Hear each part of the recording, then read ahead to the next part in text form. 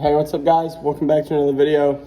Today is really going to be a really in-depth guide about the new Justin Hamner scoping rod by Halo Fishing, and really just my minnow fishing tips and kind of a whole guide to it overall.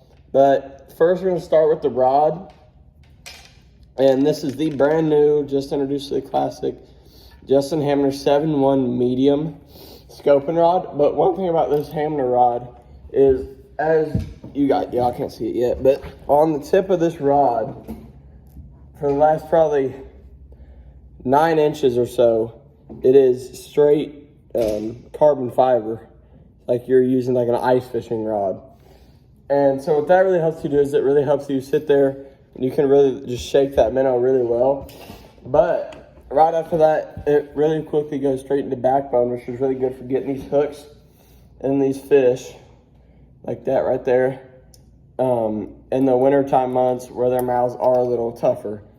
So that really does help a lot. On this rod, I have a Shimano Stratic. It's a 12-pound braid to a 8-pound leader. Most time in the wintertime, I'll use the Sunline All Might braid. It's that sinking stuff. I'll have a little fluorocarbon leader, probably most times 6 to 8 pounds most time, just because I'm fishing Table Rock, Bull Shoals, places like that with really clear water. So it really does help a lot. And yeah, the bait on this rod actually is one of my favorite baits, especially for that winter time whenever the shad are quite a bit smaller, is the net bait 4-inch, or not 4-inch, but 3-inch Echo Shad. This bait's really good on a minnow, like on a jig head, and it's also really good for like drop shotting if you're catching fish that way. And then the springtime, I like to use a little bit bigger minnow, and normally I'll use the net bait Super Twitch Junior for that. And you know, just normal shad colors. This one right here is an electric shad, and I've got it on a 1/4 ounce head. I normally have 3 to 4 minnow rods rigged up whenever I'm like purely minnow fishing.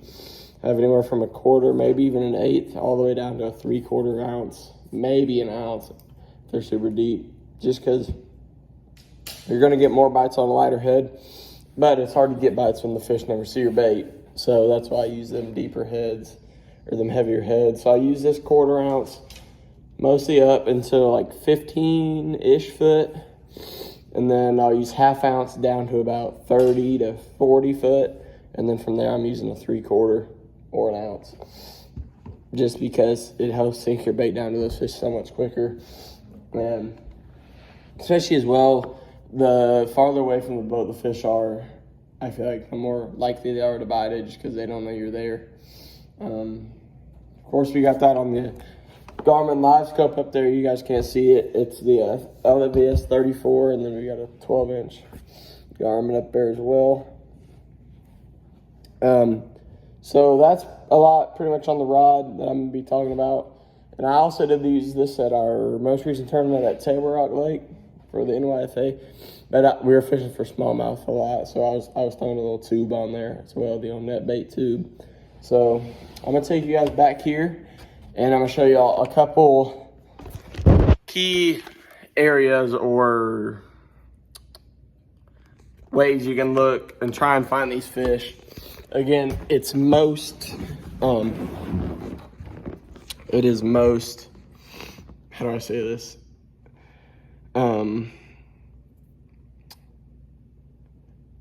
Where it's most likely or most high percentage for you guys.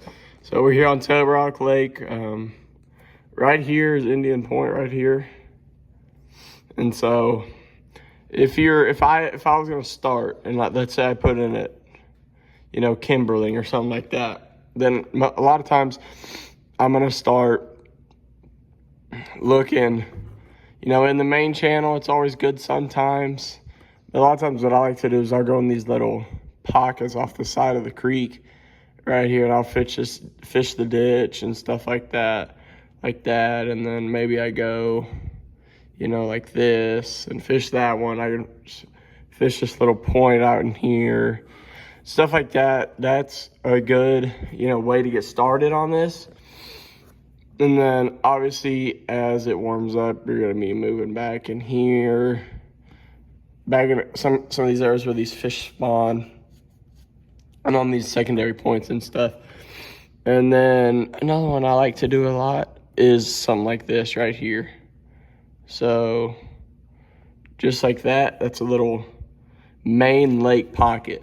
So this is actually a little pattern we had at Bull Shoals. We didn't really get on it soon enough. We kind of found it late on Saturday, and we just hadn't built up enough confidence in it to go to it Sunday as much. So, and we know a friend of ours who caught them really well in that types of areas. Or, places like this right here. It's got some deep water.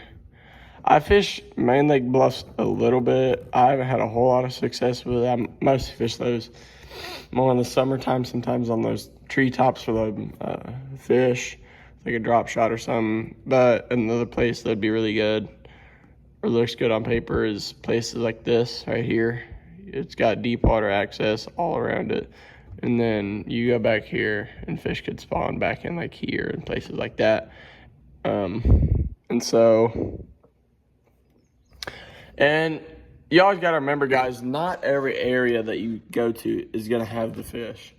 I mean, you may fish 20, 30 pockets a day, probably less than that, and you may find 2 or 3 that have, a good population of fish in them. And then sometimes bait helps, like finding bait, but I don't know if it's nice to have presence of bait fish, but you just don't need it to be loaded by any means. That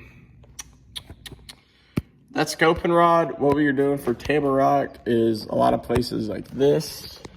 Let me find one for you. So a lot of these, secondaries, like this one. So we're out here in this little creek right here. This little, I guess it's not really a creek, but this little arm. And I'm assuming this type of rock's probably gravel-ish, but getting out on those flatter secondaries, I think this may be one right here.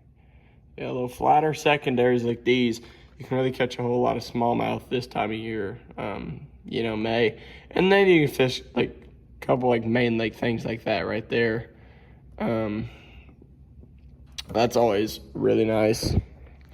And I mean, just stuff like that, it's a good way to get you started. I prefer pretty clear water, in my opinion, just for the, they can see your bait. I feel like sometimes having a little stain is not bad, just because they're more curious. And another tip for live scope is always keep the bait above the fish, no matter what. They're not going to eat it if it goes below them. And as they start coming up, just slowly start shaking it away from them. Not too fast, but enough to where they can't get a super duper good look at it. It makes them even more curious. They bite a lot more time doing that. But that's just quick little, live scope tips and tricks video. And going over the new Hamner rod. I think it's a really good rod. I really enjoyed it at Table Rock. Caught probably 70% of my fish on that. The other ones came on a 7-foot medium light. So the HFX 7-foot medium light, which is a really good minnow rod too. But thank you guys for watching. Make sure to like, comment, subscribe, and peace out.